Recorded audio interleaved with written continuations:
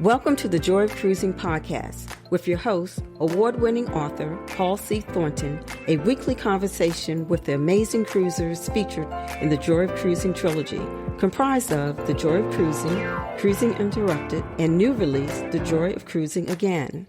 Each book is a compilation of features about cruisers and cruise and travel personalities from around the world. It's the next best thing to cruising, hearing about cruising from the unique and diverse perspectives of Paul's amazing guests. Hello, passionate cruisers. This is Paul.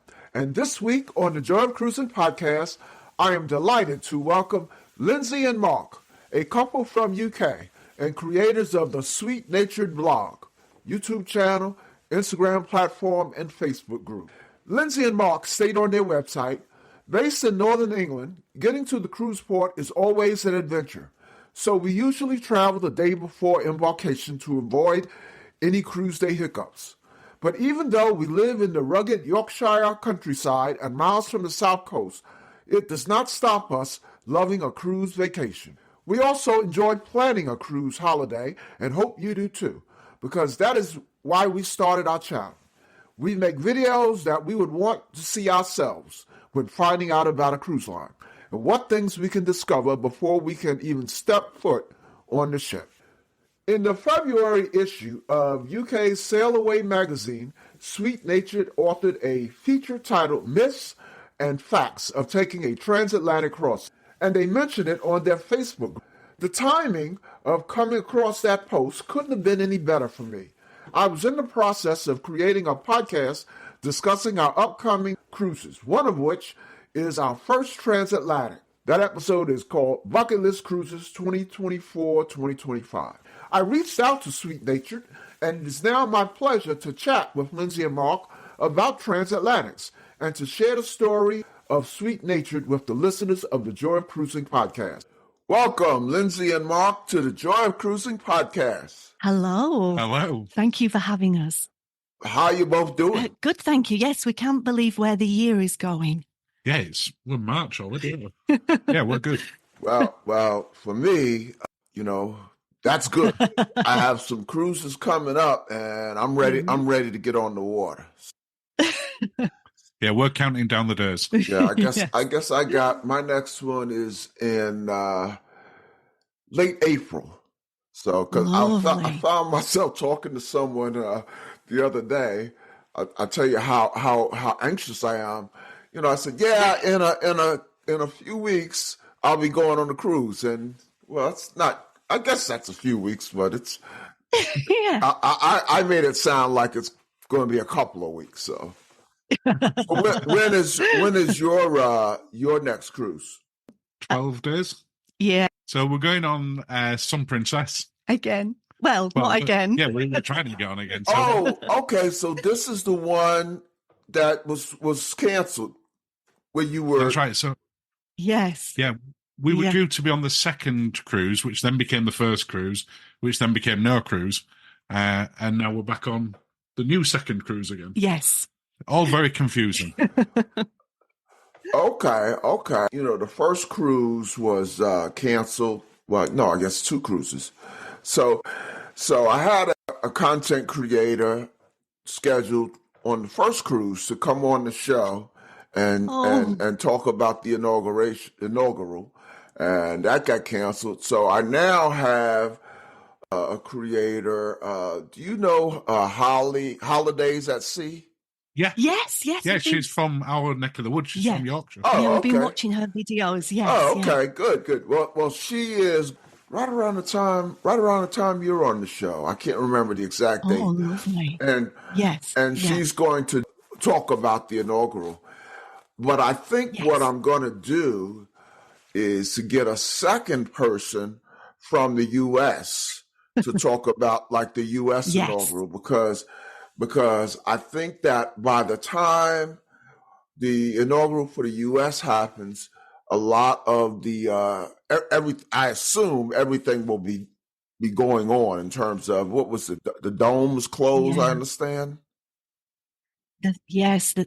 Yeah, the theatre, the Aquadome, two of the specialty restaurants, the new Deck 19 sort of aqua parky climbing rope thing. Yes. Yeah, there's quite a lot closed Wow, right now. that's Yes. kind of sad for the people who are on. And you go in 2 weeks, That's- so yeah. that'll We might have probably something else be open by hopefully that'll be all together. No. Well, let me just touch all the wood. Yeah. You kind of know what the worst case is, so Yeah. hopefully everything will be ready. So, but I know you'll have a great time anyway. Absolutely. As long as the bars are open, we're good. We're good, yeah. There you go. When I'm on a cruise, I would have been disappointed, but I would have still had a wonderful time. Yes. So, Absolutely. before we talk about Sweet Natured, tell our listeners about yourself. Where you're from, how did you meet your professional background, where you live, anything you're willing to share. Oh my goodness. So we're from Yorkshire in the north of England. We met in 1986 in a park. I was on some swings. Now, I'm going to stop you there because that makes me sound really bad. Just to set some context to that, there's only one age difference between us, 1 year between us. And I was 14 and you were 13. Yes. So I'd sound terrible on that story. Yeah, we were childhood Wow, sweethearts. that's very romantic. You go way back. Yes. Mark had a perm and highlights. Which is hard to believe now, looking at the lack of hair, but there was purple highlights then. It was the 80s. It was the 80s. So yes, and then I work in marketing and I work in IT. And you were saying you live in Yorkshire? Yorkshire, yes. Yeah, so we're in the northern part of England. Yes. So we live in a town called Ilkley, which is it's sort of just near Leeds and between Leeds and Bradford, which are two big northern cities. Yeah, so it's quite countrified, and there's moors and things like that around us. So how far north of London are you? Of London, we're about 3.5 hours. And then from a cruise perspective, the main cruise port coming out of the UK being Southampton, we're about 5.5 hours north of there. Yes. Kind of interested in where everyone is relative to London and Southampton. I'll be going on my first cruise out of Southampton. We're going to Norway, and it's out of Southampton. So hopefully I definitely will get probably a couple of days of London, doing the tourist. Out of Norway from Southampton there. Yeah, definitely. Yeah. So you had no episodes prior to the restart. I'll let you lead them. Oh, thank you. So it sort of happened by accident. I was made redundant due to the pandemic, and we sort of formed it. We were doing a lot of vicarious cruising, watching so many videos during the pandemic. And then when it sort of set back up again, we decided to start the channel really as a little bit of form of like a creative outlet, a little bit of therapy really, and then create videos that we wanted to watch, in respect of the drinks packages, what you could find out, so that people felt they knew the ship before they stepped on the ship, and then they could get straight into the cruise mode. Wow, that's interesting. I talk to so many content creators, and I get two very divergent stories with regard to the pandemic and the shutdown. Many started in the during the shutdown or after the shutdown, and we're very excited about starting and got off to a running start. It's funny, not all, but some of the existing bloggers and vloggers and what have you, they got very disenchanted during the shutdown, and some even stopped. I know of one, and she's well known. I mean, she's up and running and fine now, but she completely stopped during the shutdown.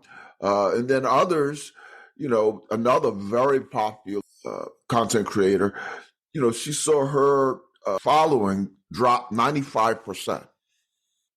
So I hear very different stories, generally depending on what your where you were in the life cycle of being a content creator. So yeah, I didn't realize that you started pretty not that long ago. So you said your first cruise after the lockdown was first ships that we were on were Regal Princess and Scarlet Lady, and they were some of the first couple of cruises after the restart. When it started, yes. Regal Princess. Okay, so that was your first cruise. That wasn't your first cruise ever, right? Or was it? No. First cruises were way before then. Yeah. Okay. The first time we took a camera. Yes. Okay. So then we'll talk about that in that first cruise in a minute. So Sweet Natured's only 4 years old, right? 3 years old. 3 years old. We're in our third year. Yes. Yeah. So how's it going? We really enjoy it. I can't. It's become a sort of, it's a hobby that we love. It's rapidly become a part-time job. Yes, that's the thing.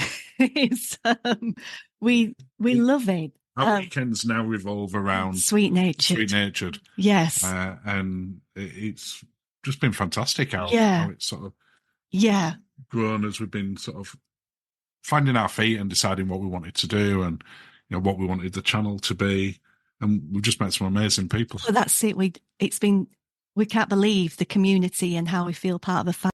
Give us an overview of your various platforms. So you have a blog, a YouTube channel, yes, IG. I know I'm on your Facebook group. That's how I learned about today's main topic. Yeah. So talk about those various platforms. Can we cover that? Yes, please. Okay. So we're on all the platforms that sort of people would expect, Instagram, Facebook. Our main channel outlet is YouTube in terms of content creation. Of course, we put things up on Instagram, a little bit on Twitter/X. Yes. I don't get into calling it X. No, I know. And little bits on TikTok, which we haven't really figured out what we want to do on there yet, or what to do. But the main content. You don't do any crazy dances or anything on TikTok, do you? No, not that with video. That tends to be after too many cocktails, and at that point, okay. No. Because I was going to run over there as soon as this interview ended. We'll try. We'll try and get some. Maybe that's our path into TikTok. But yeah, YouTube being the main sort of content channel outlet. Yeah. But the community one, as you said yourself, Paul, the Facebook group that we started has just been fantastic, and we met some amazing people on there, and that's probably the most active part that we're involved in. Yes. Because we're on that every single day, whereas YouTube, it's a new video each week and live streams and things like that. What do you like to do when not cruising or working on Sweet Nature? Or are you like me? I mean, for me, the podcast, I don't work anymore. I retired. So the podcast is every waking hour. Yes. So if I were asked that question and someone said, what do you do when not cruising or working on the Joy of Cruising podcast, I'd say, what? Is there anything else? So what do you guys like to do? We like to practice for going on a cruise by enjoying a drink and maybe a meal and that's a new one. I hadn't heard that. So now I can say to my wife, well, I'm practicing cruising. We'll be back after a quick break.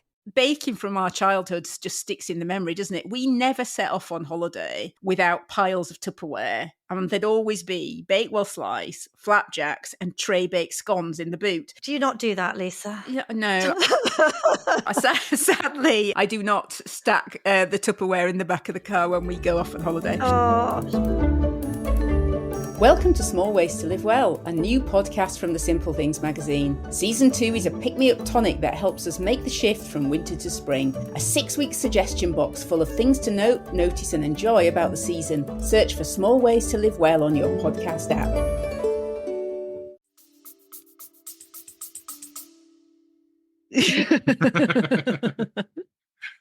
So yeah, we like to go sort of have a sort of nice meal at a restaurant. Yeah.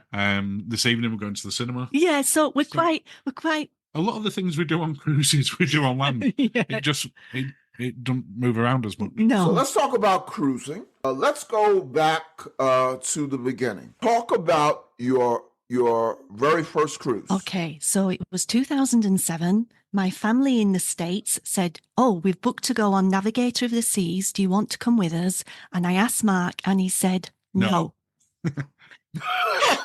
That was pretty emphatic.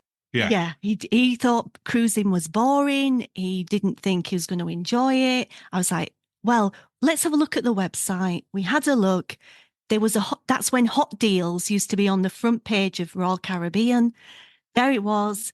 We got it for a good price. And because of that, he said, "Okay, we'll do it." It was only a couple of weeks out, wasn't it? Yeah, it wasn't, we didn't have long. So we went, and then he stepped onto the cruise ship and he's like, "Why haven't we done this before?" And I'm like, "Are you kidding me?" Like, I wanted to do this for so long. You know, I have heard that statement literally dozens of times. Why haven't we done this before? Yeah. I knew. Yep. Yeah. Yeah, you knew in advance. I was adamant that I was at least 30 to 40 years too young to be going on a cruise ship. And I'd just feel seasick the entire time. Yeah. Which, that's the myths around it. Yeah. Besides, why haven't we done this before? What were your initial impressions? Oh my goodness. We just couldn't get over how welcoming the staff was, how modern it seemed, just the whole atmosphere.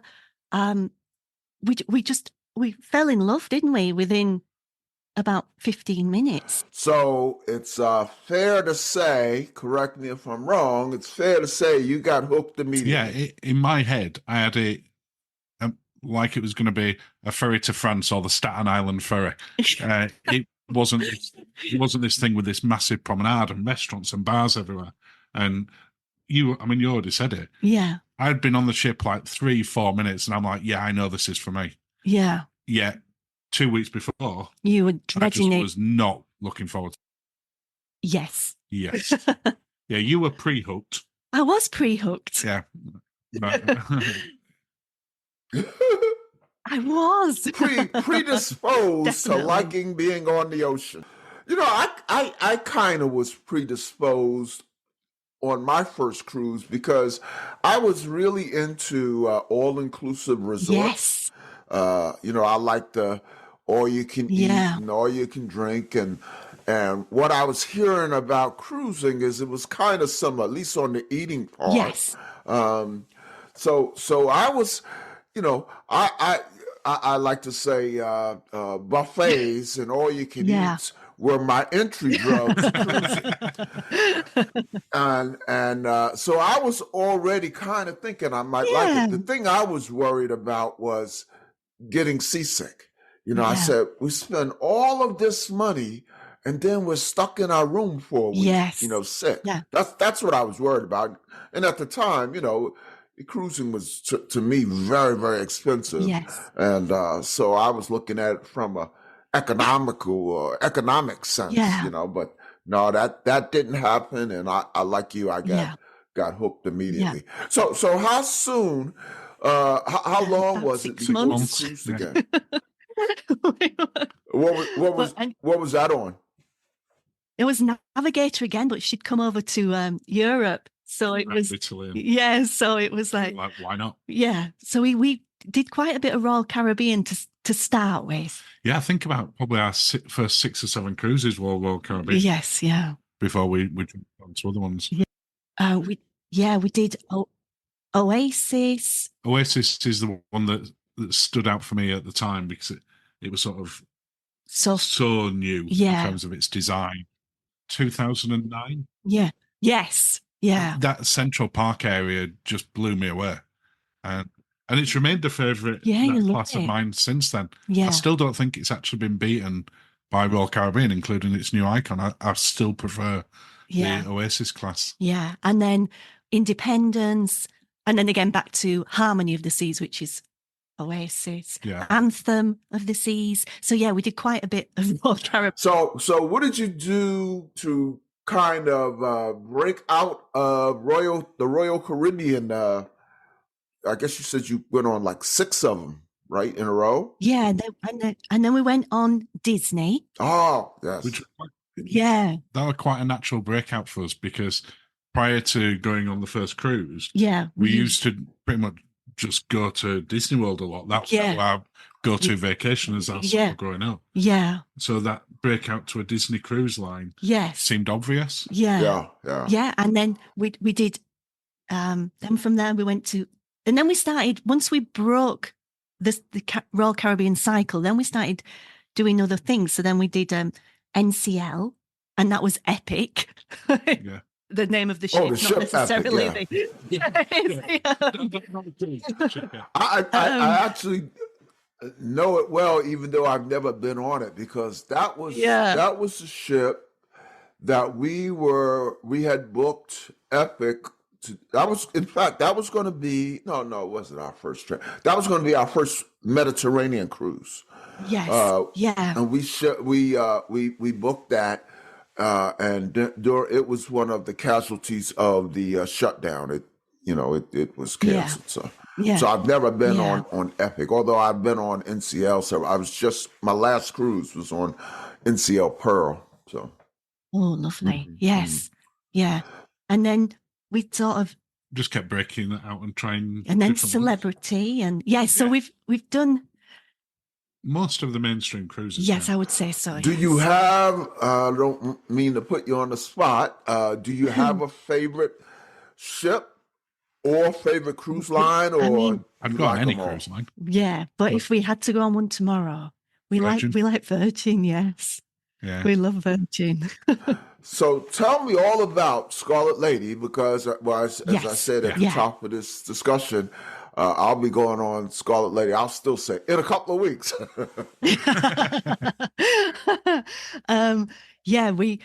We got off. So it was just after the shutdown, and they were doing the little mini 3 and 4 nighters out of Portsmouth and Southampton.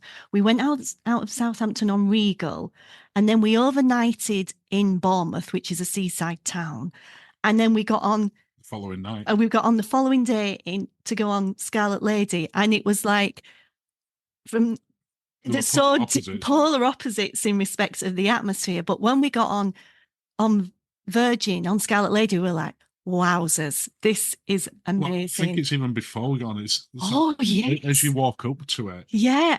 And sort of rather than your usual greeters and they're all dancing and getting into it, you're like, okay, that's what this ship's about. Yeah. And it just absolutely blew us away, didn't it? Yeah, we loved it. And we got champagne as we stepped on, because it was still her her inaugural season. But yeah, it was wonderful. We'd already had some, they'd been giving away candies in the waiting area, just because, they were a little bit delayed. So they were giving out little treats for everybody.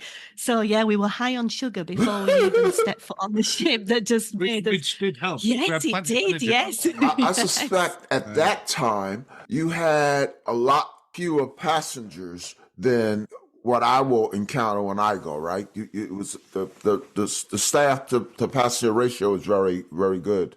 Yes. Yeah, I mean, it was right after the restart, wasn't it? It was within a couple of weeks of things restarting in the UK.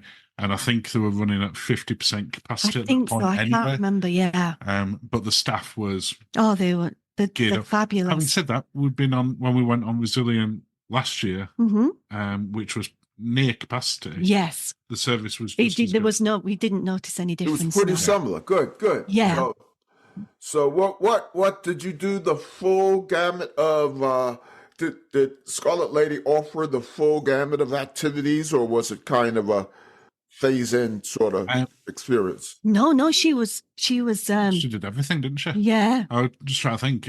The Scarlet night that we did on that particular one which I don't think was anything to do with the restart, just due to the British weather. Yes.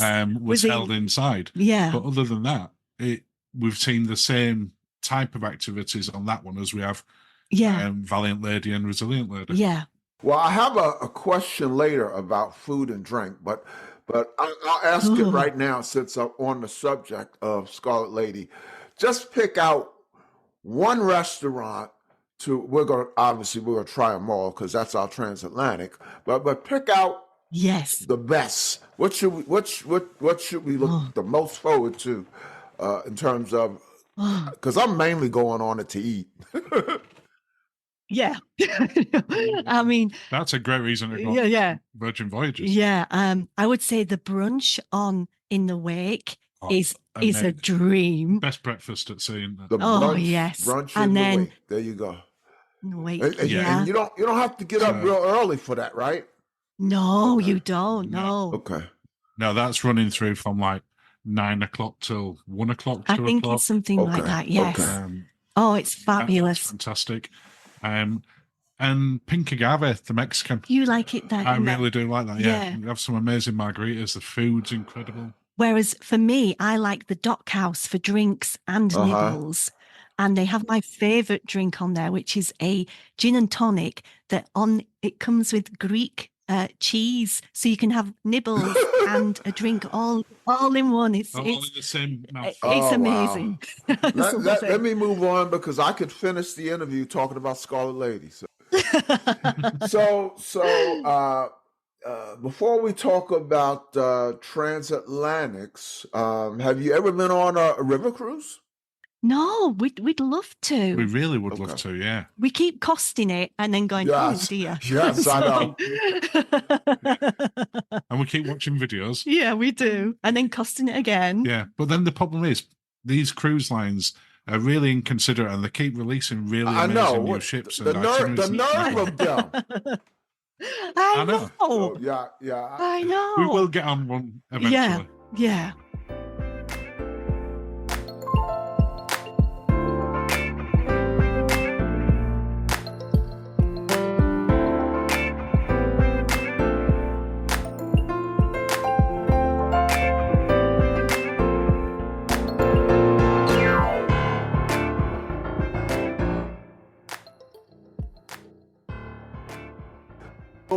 Tell us all about transatlantics. Oh. I'll let you kick off on this. Well, our first one was on Celebrity and we did North Atlantic. In winter.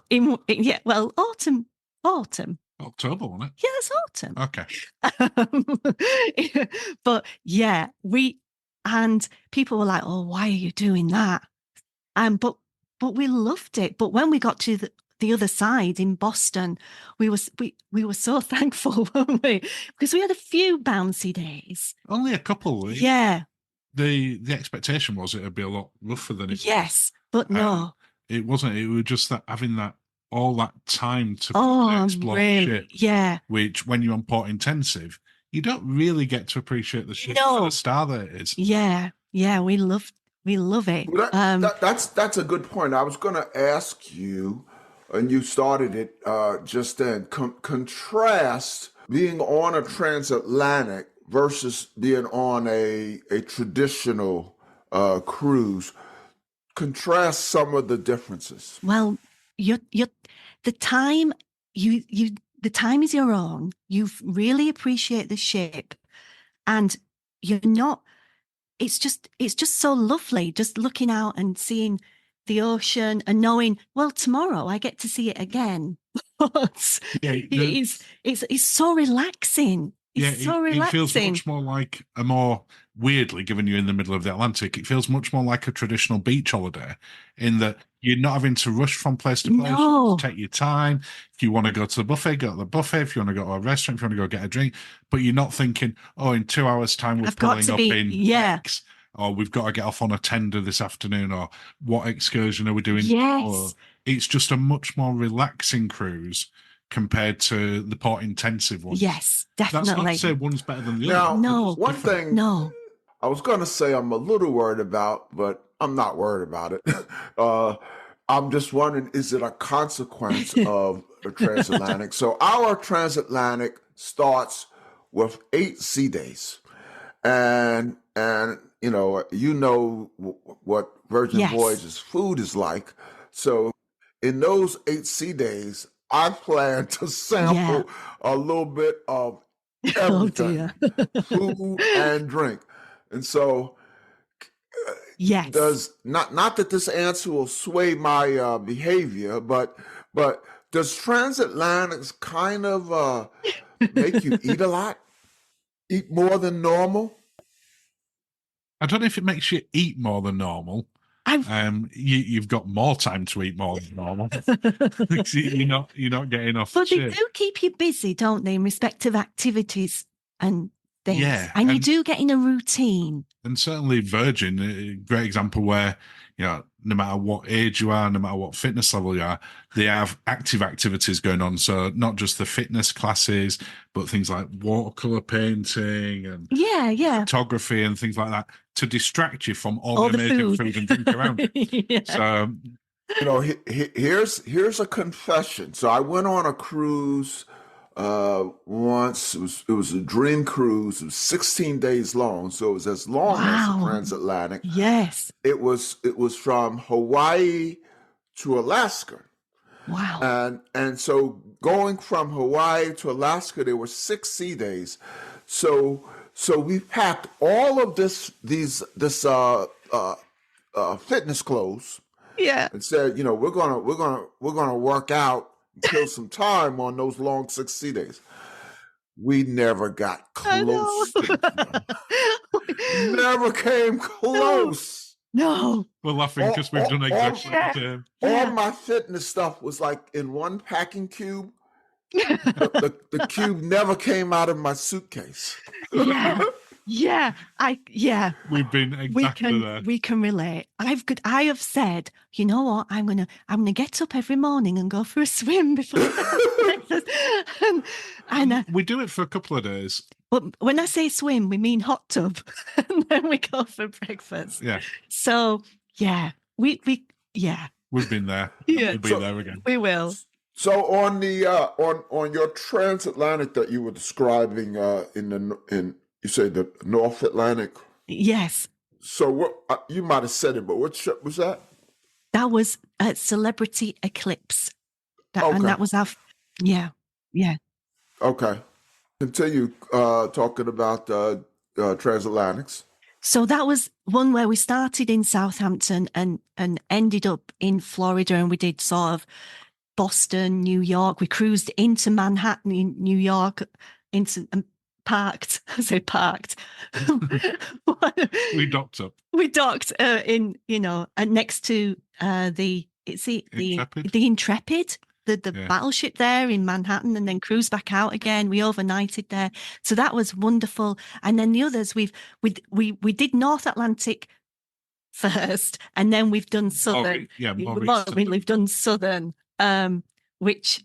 Or more mid-Atlantic, isn't it? Yeah, more mid. We set off from Barcelona and we went across to the Azores, and then we went to Bermuda, Bahamas, and then back up to Fort Lauderdale. Oh, yeah, Fort Lauderdale. Yeah. Okay.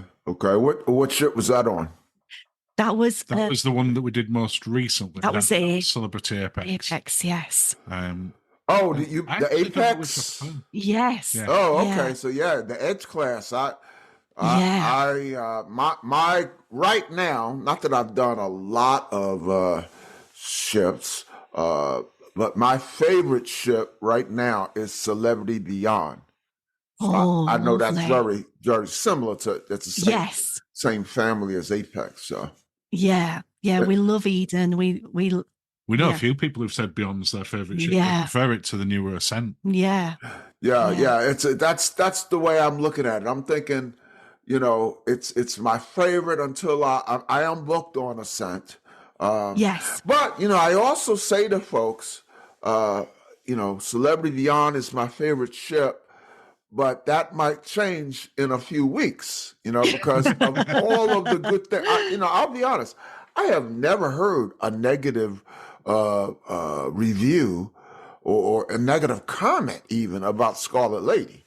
So No. we'll see if Celebrity Beyond remains my favorite ship. So but you did. I wish I did a Transatlantic on that, but you did a Transatlantic on Celebrity Apex.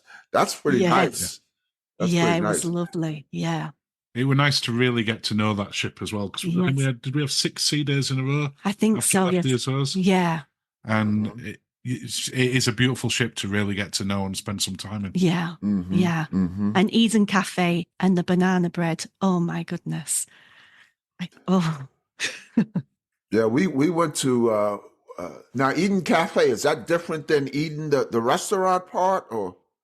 Yeah. There's the little bit that's. It's a little bit like the sort of park cafes and the. Oh, okay. Yes, but sat at the back of it. Yeah. And they normally have it curtained off when the bar's open. In an evening, yes. Oh, okay. Because I remember we did eat at Eden. And, and, that was like one of the best meals I had ever had at sea. Yeah. But then, and I know that this one's not on Apex, but it is on Beyond, we ate at a restaurant called Le Voyage. Daniel's. Yeah. Oh, my goodness. And in fact, I have kind of said, on various Facebook groups, that's the best meal I ever had, period. Not just at sea, but period. But, wowzers. So it's one we really want to go. Yeah. So we said, sorry, well, we were saying the same about when we went to Eden. Yeah. It's the best meal that we've had at sea, but we feel that we need to go a voyage on Beyond to really definitely say that for definite. So that Transatlantic on Eden, so it sounded to me like the water was calmer in the more southern. Definitely. Mm-hmm. Yeah, definitely. That I would say as a first Transatlantic, that one is more risk free. I would, maybe risk free is a little.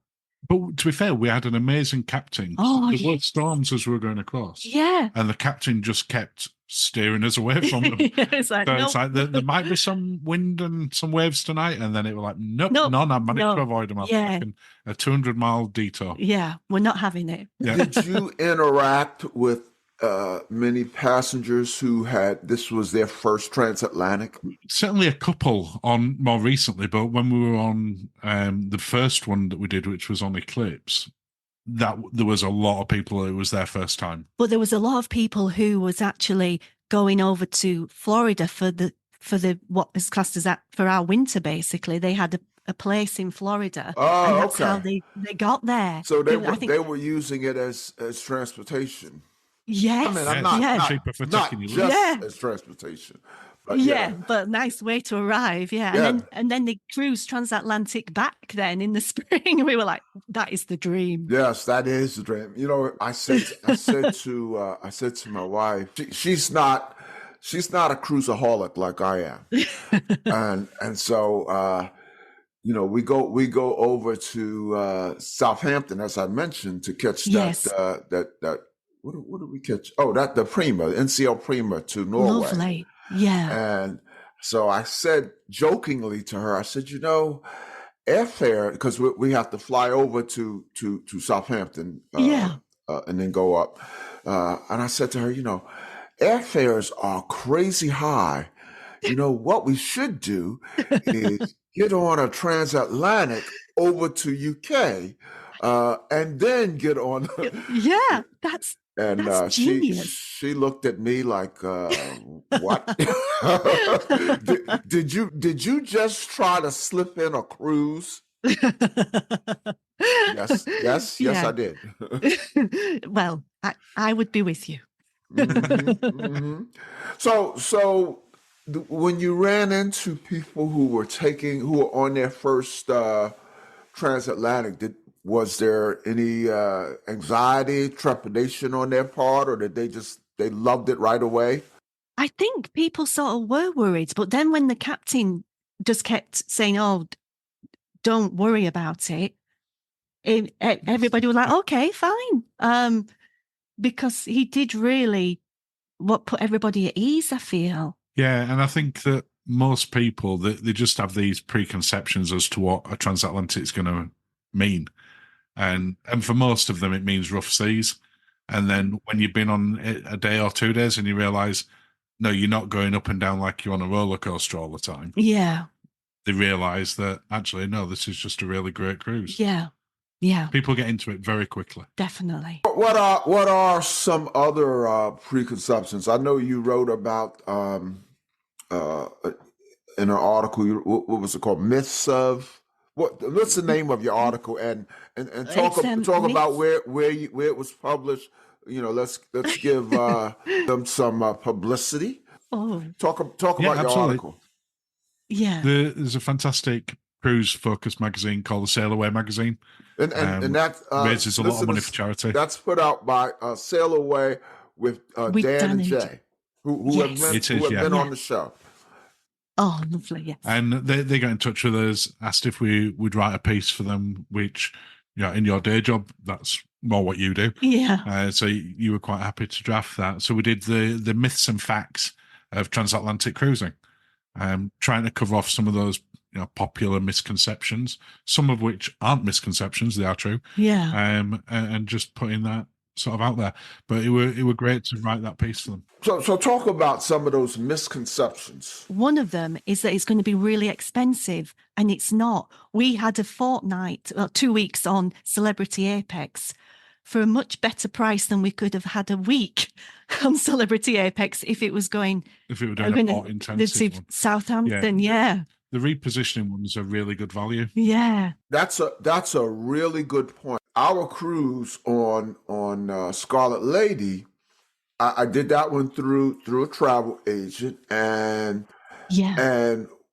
when it was all said and done, she gave me a price, and I said a person, and that was the cabin, and I have paid more for a person on a 1-week cruise.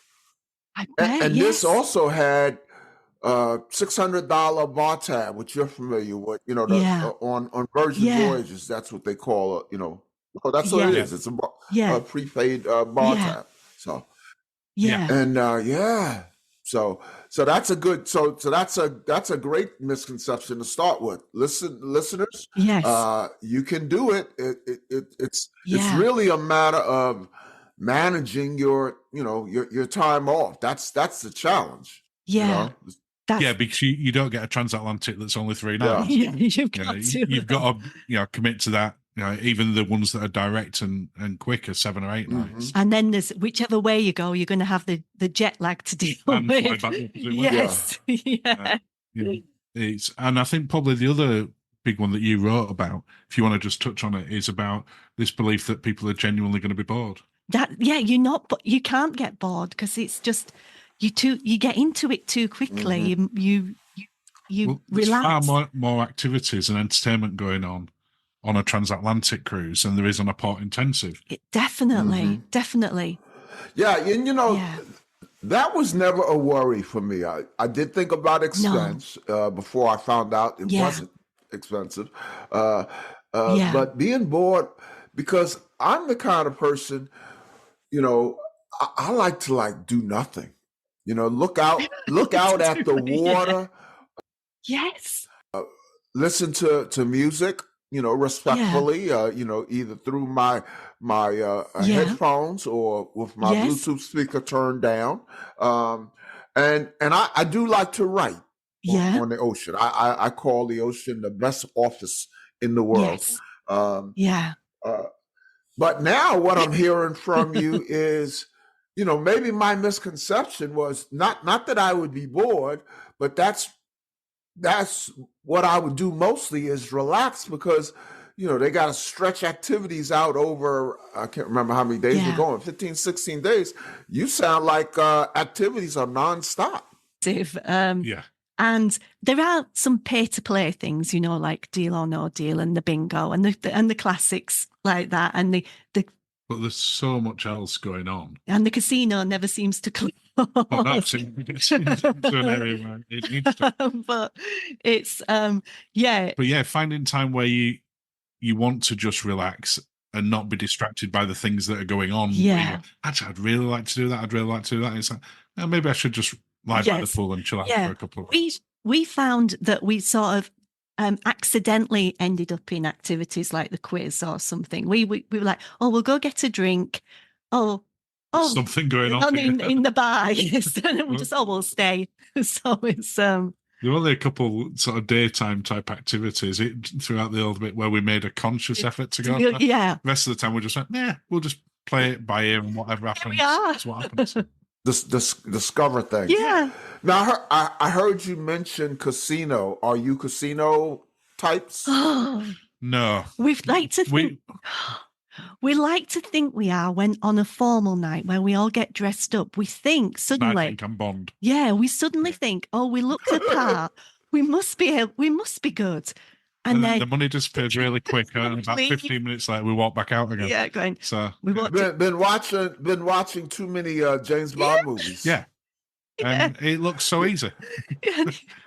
Well, you know one small adjustment I suspect we'll make regarding casino. So we're like you, we go to the casino on every cruise, but we're not big casino gamblers. So we allot a certain amount of money. Yes. We call it entertainment. Yeah. And we expect to lose it pretty quickly. And sometimes we do. We've put aside for entertainment, we've lost in 15 minutes. But I will tell you, on not our last cruise, but we did a Christmas cruise on MSC Meraviglia, and that's another one where I took my whole family, my kids and grandkids and all that. Yeah, and we were in there for more than 15 minutes. We got a lucky streak. Wow. And so at least my wife and my portion of the cruise was paid for. so we got lucky. So I suspect that when we do the Transatlantic, maybe we'll double the money we set aside for casino entertainment. Yeah. So, yeah. The most we've ever won was we went to Alfredo's Pizza on Regal Princess. Or was it Sky? Enchanted Princess. Enchanted Princess, yeah. We went and they said, we can't sit you for 15 minutes. Is that okay? And we went, oh, yeah, okay, we'll come back in 15. So we said, we'll just call to the casino. There was a slot machine. We said, we'll just have a quick go on this. That'll be the time. And we won $300. And then we never stepped back in the casino again. We literally took the money, turned back out, and went and rejoined the queue for the pizza. Thank you, Alfredo's Pizza. There you go. There you go. So, okay. So what are any other, so we talked about boredom, which doesn't happen. No. We talked about expense, which doesn't happen. No. Other misconceptions? I guess we've got to... I kind of had one. Yeah. I kind of suggested one is that you'll eat too much. Yes. Although to me that's not a negative,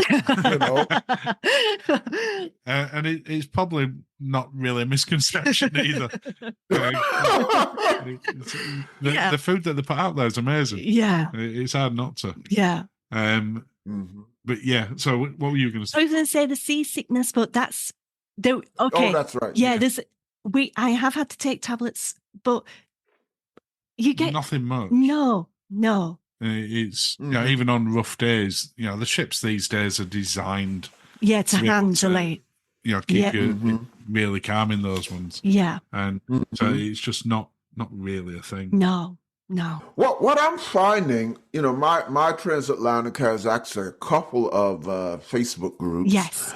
And what I'm finding is that there's a group of travelers who just seem to, they do transatlantics. I can imagine, yes. Yeah. I can't tell you how many people I have come across in interacting on the Facebook group that were on the same transatlantic last year. Yeah.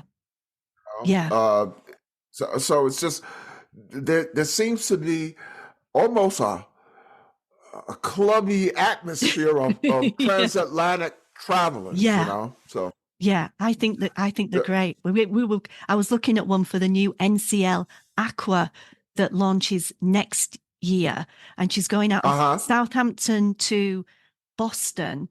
It's all it's straight across though, but the pricing is very good. Is really good. Yeah, even with all the free at sea on and everything. That's its inaugural. It is its inaugural. Yeah. Yes. Maybe. Well, when you book for that, I'm sure I'll have you back on. As a matter of fact, speaking of having people on the podcast, what I was thinking, because it seems to me there are so many people. I mentioned a word, clubby sort of atmosphere. Yeah. When I go on the Transatlantic, I have some small, some wireless lavalier mics that I got for Christmas. Yeah.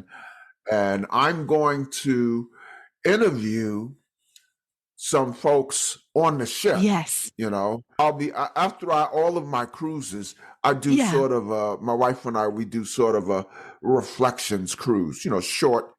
This is what happened. This is what we liked. This is what we didn't like. So I will spice that one up by having some sound bites of some folks on the cruise. So talk about some highlights. Yeah. We talked about misconceptions. Talk about what's the best part of transatlantics for you? I think it's that you get the best of both worlds, really. You get time to relax, and then you get to go to some ports that you wouldn't necessarily get to go to on the same cruise. For example, Europe and Caribbean. And that's... Yeah, it's going to some of these ports that you touch on there, like we stopped on the recent one, we stopped at the Azores. You're not going to accidentally drive past the Azores. No, or get kind of middle of nowhere. There, yeah. So being able to stop off at places that are a little bit more remote, yes, is a fantastic way. And then having sort of 4, 5, 6 sea days that to relax and really, soak up the sun, enjoy yourself, is just a great way of spending a couple of weeks. And then again, knowing that you got it for a really good price. Yeah. Yeah, that is a big highlight for me as well. For us. Yeah, the financial element is fantastic.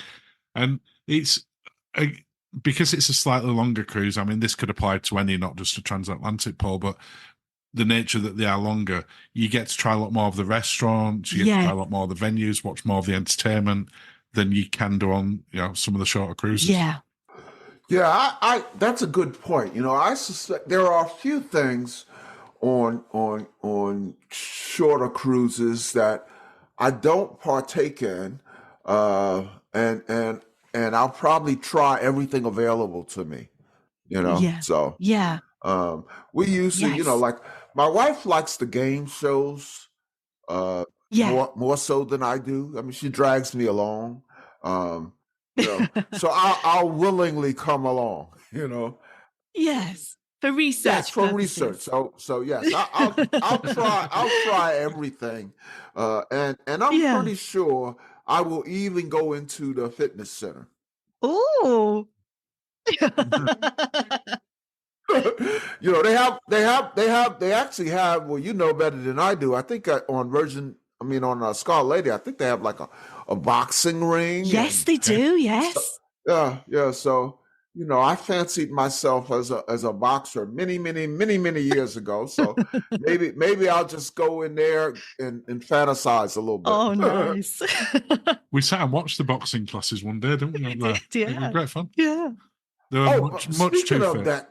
Speaking of that, classes. They do have, I understand they do have fitness classes. Yes. Yeah. And they're all included as well. Yeah. Yeah, so I know that's something that my wife would like to partake in. So I'll do that. Yeah, so I can't wait. I can't wait. I'm excited for you. Honestly, she's fabulous. It's amazing. Yeah. Now, do you have any transatlantics booked? We haven't got any booked at the moment, but that's only because we've not actually booked on the NCL Aqua yet. Yeah. That'll probably. Yeah, I was getting ready to say that sure sounds attractive. I'm like, I'm sitting here figuring out how I could make that work. So that'll probably be the next one that we go on. Yeah. This year's looking pretty booked up now. But we're waiting for Brilliant Lady to come out so that we can, because we've got our voucher, as you'll find when you're on the ship, ready to go for the rebooking. So okay. Yeah. Okay. So we're just waiting for her, and then from that we'll then build out, I think. Yeah. Yeah. But the NCL Aqua does keep calling us. Well, that's a good point to segue on to the future. So there's some great ships coming out. Yes. 24 and 25. What are you very anxious to try? Yes. Well, you already have said the Aqua. Yeah. What was really it, Brilliant Lady? Them. Yeah. Some Princess. Yay! Yeah, that's like the next cruise for us. Definitely Queen Anne. Yes. It'd be really interesting to see what Cunard have done with that next class of ship from there. Yeah. Are you booked on Queen booked. Anne, or are you just thinking about it? Okay. We're on there for Christmas. When is that? Her first Christmas. She goes down to the Canary Islands and Madeira. And so we've got a 14-night Christmas and New Year. Yeah. Yeah, and then back up. And we booked it on board. So we got a really good deal as well. Well, I tell you what, you can go ahead and pencil it in. Sometime after that cruise, we'd love to have you back. Oh, thank you. Absolutely. Yes. I'd love to come and talk to you. Yeah, because of the interest in new ships, that's at or near the top, and plus, you got the other factor of the holidays. I will. We'll have you back on. In I guess it'll be what, January 25. Yes, absolutely. Yes, thank you. So, yep. So we definitely want to hear about that. What else do you have booked? So we've got Some Princess in a couple of weeks. We've got Resilient Lady. We've got Resilient Lady in August. Which one are we going on in June? Oh, we're going on. Oh, this is you're one of the first. No, we're going on Ruby. We're going on Ruby Princess, and we're doing Alaska. Yeah, I don't think we've talked. Okay. No, we haven't. No, we will have talked publicly by the time this comes out. Yeah, but yeah, that'll be our first Alaska cruise. Now this is worldwide news. So you've just told the world, because we're in a lot of countries. might have one listener in a particular country, but we're in 100. We're in 101 countries. Wow, that's amazing. Yeah. So you just told the world, but that will be your first Alaska cruise? Yes, and that's in a few weeks' time. 3 months' time. a few weeks. So you're like me now. That's something I can turn you on to. I've been to Alaska, and oh my goodness, there is absolutely no question that we're going back. And to give you an example of how wonderful it was, so I told you, my wife is kind of, she can take cruising or leave it, but she fell in love with Alaska. And the other thing I learned, have you ever been on a helicopter tour? No, we've been watching them and costing them. Yes. Hawaii and Alaska, which, as I mentioned to you, was on both the same trip. A lot of passengers took helicopter excursions, either in Hawaii or Alaska, or both. And on the way home, my wife made it very clear she wants to try a helicopter excursion. And so, that's sort of a built-in excuse to go back to Alaska. So yeah, we loved Hawaii too, but going back to Alaska is a definite, and you're going to enjoy it so much. Now, which ship? Ruby? You said Ruby Princess. Ruby Princess out of Vancouver. Yes. Yeah. Do you recall your stops, your ports? Juneau, Segway, Skagway, Juneau, Skagway, and Ketchikan. All right, that's Inside Passage. That's exactly what. Well, we actually did. We did one more icy point straight. Oh yes, I've seen that with the aerial slide where you throw yourself off the cliff. Yes. Yeah. So that's pretty much our itinerary. So this. I'm sure you'll do great things in Juneau. I think it was Juneau. No, it was in Skagway. We went on. There's a train. Yes. Yeah. That's a must do. White Pass. Yes. That's on the list. Yeah. That is on the list. White Pass. Yeah. Absolutely. That's a must do. Now, one thing we did kind of mess up in Juneau, there's a place that everybody, maybe you're not into shellfish, but everybody raves about their crab legs. Yes. We're into shellfish. Tracy's, yeah. Yes.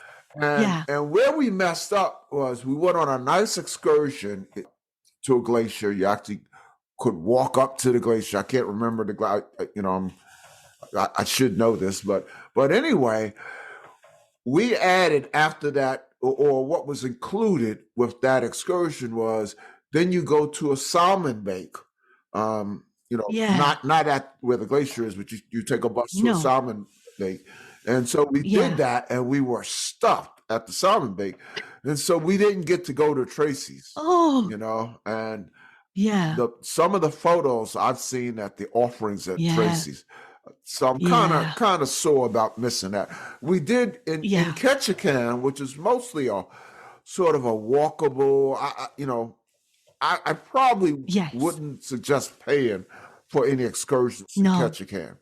But we did find a restaurant, sort of their version of Tracy's. It wasn't like Tracy's, but it was very good. Oh, yeah. Yeah. Oh no, we're so excited for that. Yeah, you're going to have such a ball in Alaska. Okay. Anything else that you're booked for? September That's next year. 25. Yes. So we've got a few lines. Got about 6 or 7 booked already, but is it 6? Yeah, it will be now. Oh goodness! And then we're going to try and fit something in September, October this year. Yeah, but we don't know what yet. That one's still up in the air. Yeah, yeah. What's on your cruise bucket list? Where do you want to go? What's your dream destination? I know what you're going to say. Is it a cold place? It is a cold place. I'd like to do. I know where it is because you're already booked for Alaska.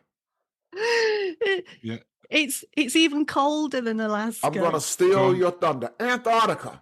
It is. It is. Yeah. There you go. Yeah, but I'd like to do it on an expedition ship rather than a traditional cruise ship. I'd like it. You want the full experience? Yes. Mm-hmm. Yeah. And then for me, I'd love to go down to Japan. Yeah. And do a circumnavigation of Japan on a ship. Yeah. So both on my bucket list. Both on my and I know you'll get there. And again, when you go to Antarctica or you go to Japan, we want you back on the show. Oh, thank you. We will let you know as soon as we're going to either of those. Yes. Now, at Sweet Natured, have you done a group cruise? Any of those coming up? Well, we've got there's a long story behind this one. I won't bore everyone with it, Paul, but we've got something called the unofficial official group cruise, and that's in August this year, and that's on Resilient Lady. Okay. Yeah. So that started out from one of our live streams where everyone were like, oh, Resilient Lady's going out, we should all go on it. And then about 2 days later, it became kind of an unofficial group cruise. So we all booked it. It's a long weekend. So it's like a Friday. Yeah. But then next year, September 25, we're doing our first official group cruise, which is on Independence of the Seas. Yeah, out of Southampton. Okay. And we're doing northern, sort of Iberian coast, so northern Spain. Yeah, Vigo, La Coruña, that sort of place. Yeah. And that'll be good. I'm equally looking forward to both, which will be very different. Yes. How can listeners follow Sweet Natured on social media and the internet? So we are at Sweet Natured across pretty much everything. Yeah, most of Yeah. You must if try you those. search at Sweet Natured on X, Twitter, Instagram, Threads, Twitter. X and Twitter, yeah. Both of those, the Elon now ones. And on YouTube, the channel is Sweet Natured. And yes. Before we let you go, Mark and Lindsay, a couple of what I call fun or light cruise questions, and then an oddball question. And what makes it oddball is it could have to do with cruising, but doesn't necessarily have to do with cruising. So Okay. the first question, it's an easy one, but it helps me. I get some great ideas. I've already gotten some when you mentioned Scarlet Lady, but what's your favorite cruise drink and cruise? I'll let you go first. Oh my goodness. It really depends what mood I'm in, but I like a Negroni and with nibbles. Yes. From a drink point of view. Yes. And then food. Oh my goodness, the risotto in Eden. Oh my God, that's so good. It was Risotto. so good. Okay. So good. I loved it. Yes. Yeah. In Eden. You tried to make it for me. I've tried to have it other places. It's not the same. Drink wise for me, I like the most flamboyant, over the top does. cocktail that they can make. So if it comes and smoke comes out of it, or it's got a huge flowers coming out of it, the more flamboyant the better. And it always confuses the waiters when they come over, because they'll try and give me the Negroni and give them the big flowery drink. And it's like, no, bring that over here. Swap it, yeah. So those flamboyant drinks sounds like there's a lot of that on Virgin. Oh, definitely. Yeah. Definitely. Yeah, you've got ones that are made in giant vats of popcorn. So they present it to you like in a cinema bag of popcorn, one that's like a goldfish. I didn't like the goldfish one. They've got a shot which is like having a full breakfast, so you can taste bacon and other flavors. Yeah, you're going to have a ball on there. Yeah. I know you mentioned, I think you mentioned pink agave. Yes. I know they have one with crickets in it. Yeah, I've had that as well. It was just like, you had that on the first night on the last. I did. Yeah. I'm gonna try a little bit of everything, but I don't know that I'm gonna have that one. No, I don't know. Do you guys in general? Do you all like the specialty restaurants? Yes. And getting away from Virgin, because everything on Virgin specialty, but on other ships you tend to go to the specialty restaurants. Yes, we do. Yeah, we do. Yeah. And then we'll have different dishes as well, so that we can try each other's. We won't have the same. Yeah, we love trying the specialty dining. Yeah. And it's becoming a bigger and bigger part of cruising now. Yeah. It is. They used to just have specialty dining on a cruise ship. Now, you go on some of the big ships and there's 8, 9, 10 different specialty ones. Options, definitely. So yeah, we love it. Yeah. And if there's a good seafood restaurant, that's my go-to. Love that. There's not that many great seafood restaurants on yet, but they're getting there. Yeah. I remember declaring quite emphatically, not that long ago, a few years ago, that I would never pay for food. When there's food included. Yes. And now, like you say, that's a big part. Yeah. Yes, definitely. Depending on the length of the cruise, couple of nights, 3 nights, even 4 nights specialty meals. You have any favorite specialty restaurants across all of the cruises that you've done? I mean, you've already touched on it, which Eden is absolutely amazing on Apex. That's probably right up there as. But I like I like Crown Grill on Princess as well, with the black and blue soup. Is great on there. Yeah. And the on Caribbean. I was going to say Cunard with the veranda and the bread. Oh my goodness! Bread on veranda is so good. But yeah, there's some great ones. Yes. Yeah. The second question: what's your most memorable, or funniest, or even most embarrassing cruise or port experience? I think we've probably got the same most recent one. Is that me on Apex? It is you on Apex, yeah. So we went.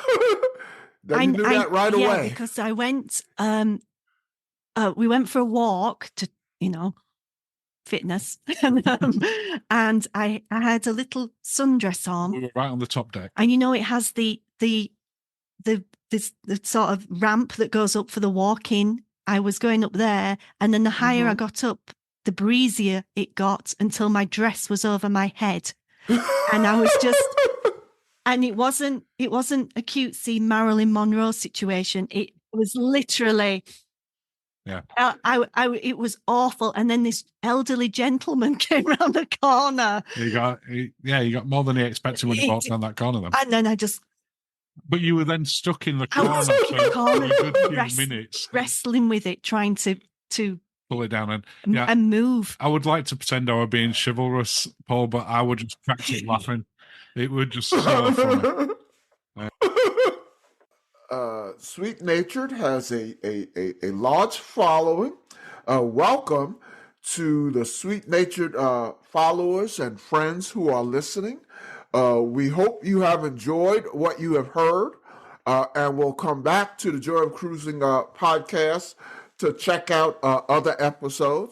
Lindsay and Mark share one thing that my listeners and your followers don't know about Lindsay and Mark. Oh goodness. It's that. Is it the controversial one? Yeah, it's that I'm a cat person. And I'm a dog person. So we have a squirrel for a pet.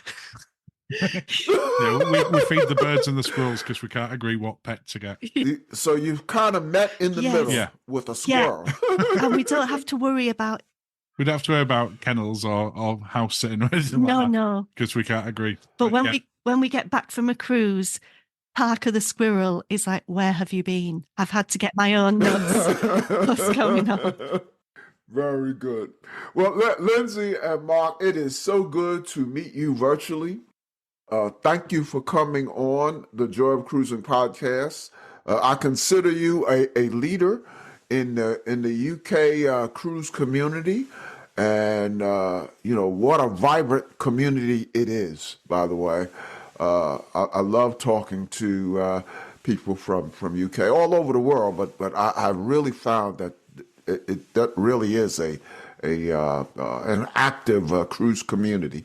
So I'm sure we'll have you back. I already kind of have penciled in. There's a couple of times I want to have you back. I want to have you back when you go on Queen. I've just told you, you're already going to be in next year's version of the year's funniest, most memorable, funny, and embarrassing moments. Thank you. But it has been a pleasure chatting with you. Thank you for having us. Thank you. As they say, we'll see you on the ocean. Thank you. That was great. Thank you, Paul.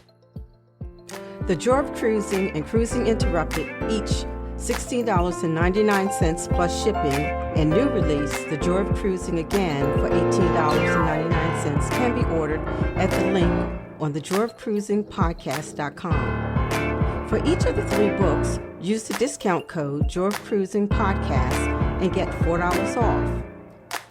The Joy of Cruising books are also available at Amazon. Order the ebook at Amazon or your favorite online retailer. Stay in touch by joining the Joy of Cruising Podcast Facebook group or following the Joy of Cruising Podcast on Instagram. We're constantly adding new shows. Please leave a review and tell a friend about us. We hope you enjoyed this brief escape to the ocean. See you next week.